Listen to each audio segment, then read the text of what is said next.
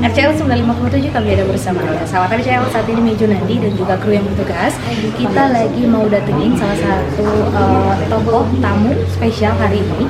Kita datangkan bisa ajak ngobrol, ini suatu kesempatan yang sangat baik ya. Ada Pak Ahmad Syukri. Pak Ahmad sehat. Ini jauh-jauh datang ke Sukabumi gitu kan ya. Jadi kalau misalkan kita lewati kesempatan ini dengan percuma, sayang sekali gitu kan ya. Jadi mumpung ada bapaknya datang ke sini, karena kalau kita datang ke kantornya pasti susah banget gitu kan ya.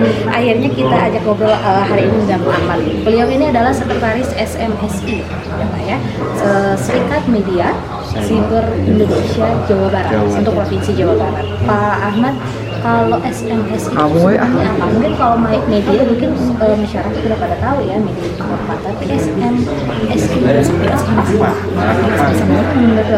Jadi gini, SMSI ini adalah salah satu konstituen Dewan Pers. Anggotanya adalah perusahaan media. Jadi sedikit berbeda dengan organisasi seperti PWI. Kalau PWI itu keanggotanya adalah individu. Nah, karena dia yang menangani urusan profesi.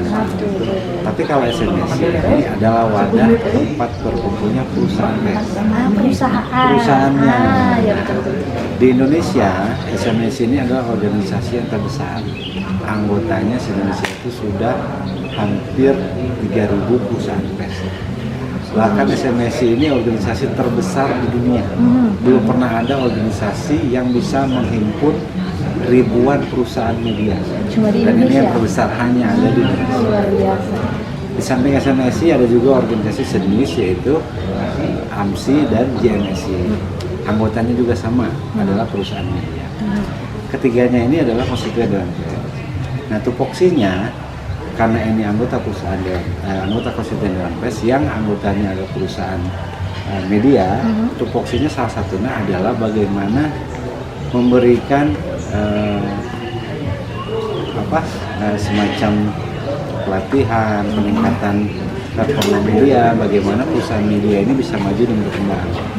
Bagaimana perusahaan media ini tidak hanya memiliki kualitas, tapi juga memiliki nilai jual, dan tentu saja sesuai dengan kaidah-kaidah jurnalistik. Jadi perusahaan ini kita dorong, kita bina supaya yang pertama mulai dari keredaksian sampai dengan perusahaan itu semua sesuai dengan regulasi berdasarkan undang-undang.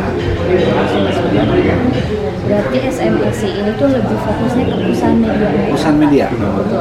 Jadi bukan ke individu wartawannya. Karena kalau individu wartawan lainnya PWI. Ya, PWI atau AJI atau IJTI gitu. Sehingga SMSI itu lebih ke perusahaan persnya. Contohnya perusahaan pers.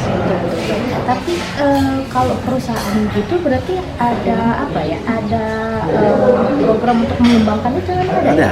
Nah, di SMSI sendiri kan kita kan setiap tahun ada program, mulai dari workshop, dari seminar, bagaimana caranya kita meningkatkan performa dari perusahaan media. Perusahaan ini kita dorong supaya dari mulai redaksian, kita kasih pelatihan bagaimana di redaksi menguasai SEO, menguasai segala macam sehingga ratingnya meningkat. Karena kalau bicara bisnis, penghasilan media itu sekarang kebanyakan dari AdSense. Nah, betul. Jadi bagaimana media-media ini berlomba membuat konten yang menarik, tapi tidak melanggar kode etik, tapi pembacanya tinggi. Ketika pembaca tinggi, maka iklan AdSense kan muncul. Dari situlah sumber penghasilan dari perusahaan media. Nah, sehingga media ini dibutuhkan SDM yang mumpuni, ya kan? Nah, yang mengelola redaksian, yang mengelola bisnis. Disitulah Pak SMSI mendorong. Nah, di SMSI sendiri ada grading. Misalkan grading A itu sudah terverifikasi dengan CC dan keluar. Grading B itu baru terverifikasi dan kasih di Dewan Persnya ya. Kalau yang grading C itu dia perusahaannya sudah perusahaan pers. Tapi banyak juga anggota di Jawa Barat masih perusahaannya biasa. Nah, sementara kalau bicara regulasi apalagi terkait verifikasi, di akta pasal 3-nya itu maksud dan tujuan harus bentuknya perusahaan pers. Tapi kadang-kadang teman-teman di daerah masih ada yang barang dan jasa. Tadi kan di sini ada pertanyaan apakah itu boleh? Iya, betul. untuk kerjasama, sebenarnya kalau sepanjang tidak melanggar ketentuan pengadaan barang dan jasa, boleh. Tapi kalau misalkan aktanya itu murni dia punya kontraktor, misalkan tidak ada korelasi dengan penerbitan pers, dia malah jadi temuan.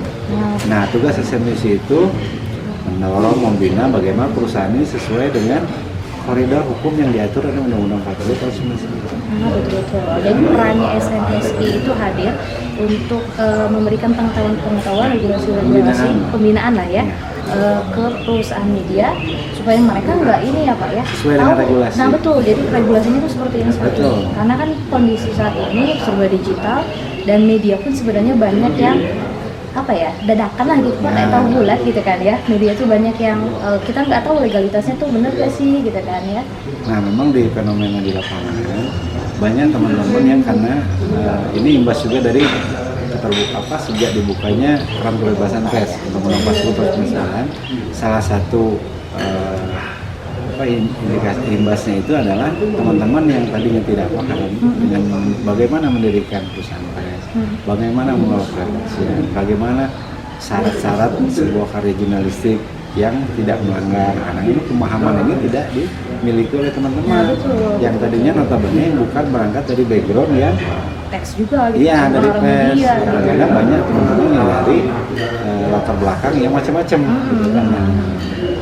Karena mungkin di lapangan ini pers ini mungkin ada sesuatu yang bisa mereka manfaatkan, mungkin begitu. Tapi yang kita sayangkan itu teman-teman ini tidak mengabaikan hal-hal yang diatur oleh undang-undang. Betul, karena memang kebebasan pers itu bukan berarti bebas gitu ya Pak. Ada undang-undangnya yang memang harus dipahami, harus dilaksanakan juga, diaplikasikan gitu, diimplementasikan gitu kan Pak. Tapi sejauh ini karena kan kalau orang media tuh apalagi dengan adanya undang-undang keterbukaan itu bebas untuk pers itu, ada tantangan nggak sih Pak ngadepin perusahaan-perusahaan pers itu? Banyak sekali tantangan. Yang pertama begini, tantangan itu biasanya teman-teman itu tidak mau melakukan update legalitas dari perusahaannya. Seperti contoh kan masing-masing daerah sekarang sudah menerapkan pola kerjasama, boleh itu perwal, perbuk atau pergub gitu. Di dalam perwal, perbuk atau perbuk itu mengharuskan media itu memiliki syarat-syarat kualifikasi yang diminta oleh pemerintah daerah. Nah tantangannya teman-teman yang notabene yang di lapangan ini tidak mau melakukan perbaikan, tidak mau melengkapi syarat-syarat yang diminta oleh Pemda. Nah, sementara Pemda sendiri melakukan kerjasama itu harus sesuai dengan kualifikasi yang ada dengan regulasi aturan. Karena ketika itu dilanggar bisa jadi nanti malah jadi temuan. Banyak kejadian di lapangan, malah ada yang akhirnya temuan BPK satu media ini karena salah dalam jaminan kerjasama, uangnya harus dipulangi. Betul, karena ada kaitannya dengan anggaran juga ya Pak ya. Entah itu di APBD daerah kah atau mungkin di pusat juga ya. Betul. Karena ada nilai jual juga tadi kali ya. Jadi harus sesuai dengan aturan lah sebenarnya ya. Jadi pers pun jangan mentang-mentang ada undang-undang bebas pers, jadi betul, jadi lupa regulasi kan semuanya juga kan ada relnya masing-masing. Ketika kita misalkan tidak mengikuti rel, kita salah rel, pasti tujuannya kan beda. Yang tadinya kita mau ke Bandung tiba-tiba ke Surabaya. Jauh lah ya. Jadi harus kalau mau mengikuti ini harus sesuai dengan relnya, harus on the track gitu. Betul Pak. Terakhir, karena memang kalau pengen ngobrol pengennya panjang ya Pak ya, karena ngebahas kalau pers itu banyak banget yang pengen dibahas, yang dipertanyakan. Terakhir, ada pesan sendiri nggak sih untuk perusahaan pers khususnya yang ada di Sukabumi Pak, supaya mereka tuh bisa mengikuti aturan regulasi yang terbaru? Nah, teman-teman yang di Kabupaten Sukabumi ini munculnya Perbuk 67 yang barusan saja keluar, hakikatnya tidak menghambat atau tidak berniat untuk mengeliminir kepentingan media, tetapi ini lebih kepada penertiban regulasi sebagaimana diatur dalam undang-undang bahwa perusahaan itu sudah ada standar, maka kemudian Dewan Pers mengeluarkan aturan yang namanya standar perusahaan pers. Dan dalam standar perusahaan pers ini diatur apa-apa saja yang menjadi syarat sebagai media. Nah, Nah, dalam regulasi itu harus juga mengikuti Pergub yang dikeluarkan oleh Pemkab Bekasi. Jadi pesan saya kepada teman-teman di Kabupaten Bekasi, tinggal merubah saja yang tadinya misalkan belum masuk kualifikasi atau kriteria dari yang diminta oleh Diskominfo Kabupaten Sukabumi, tinggal dirubah saja. Misalkan aktanya belum urusan pers, tinggal datang ke notaris. Misalkan belum memiliki NPWP, tinggal diurus NPWP. Belum memiliki faktur pajak, tinggal diurus pajak. Gampang. Betul. Jadi intinya tuh harus mau update ya Pak ya, Ya, betul.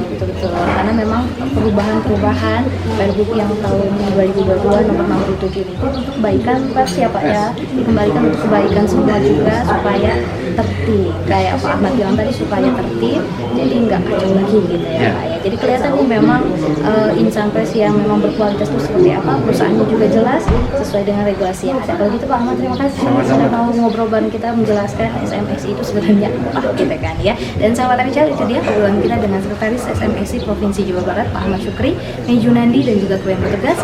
Kami ada bersama.